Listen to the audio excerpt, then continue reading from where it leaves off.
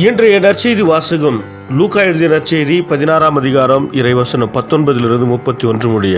செல்வர் ஒருவர் இருந்தார். அவர் விலையுயர்ந்த மெல்லிய செந்நிற ஆடை அணிந்து நாள்தோறும் விருந்துண்டு இன்புற்றிருந்தார்.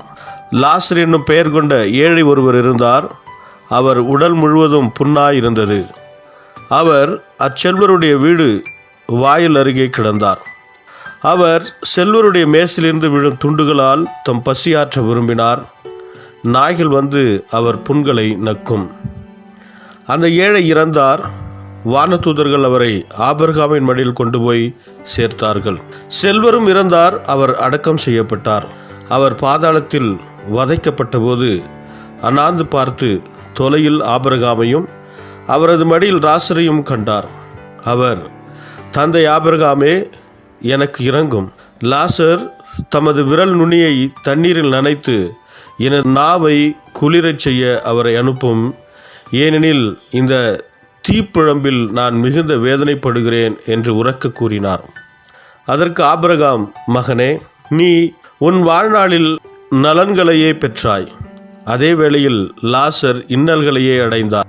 அதை நினைத்துக்கொள். இப்பொழுது அவர் இங்கே ஆறுதல் பெறுகிறார், நீயோ மிகுந்த வேதனைப்படுகிறாய். அன்றியும் எங்களுக்கும் உங்களுக்கும் இடையே பெரும் பிளவு ஒன்று உள்ளது. ஆகையால் இங்கிருந்து ஒருவர் உங்களிடம் வர விரும்பினாலும் கடந்து வர இயலாது, அங்கிருந்து நீங்கள் எங்களிடம் கடந்து வரவும் இயலாது என்றார். அவர், அப்படியானால் தந்தையே, அவரை என் தந்தை வீட்டுக்கு அனுப்புமாறு உம்மிடம் வேண்டுகிறேன். எனக்கு 5 சகோதரர்கள் உண்டு.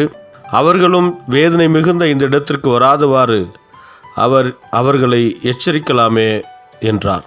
அதற்கு ஆபிரகாம், மோசேயும் இறைவாக்கினர்களும் அவர்களுக்கு உண்டு, அவர்களுக்கு செவி சாய்க்கட்டும் என்றார்.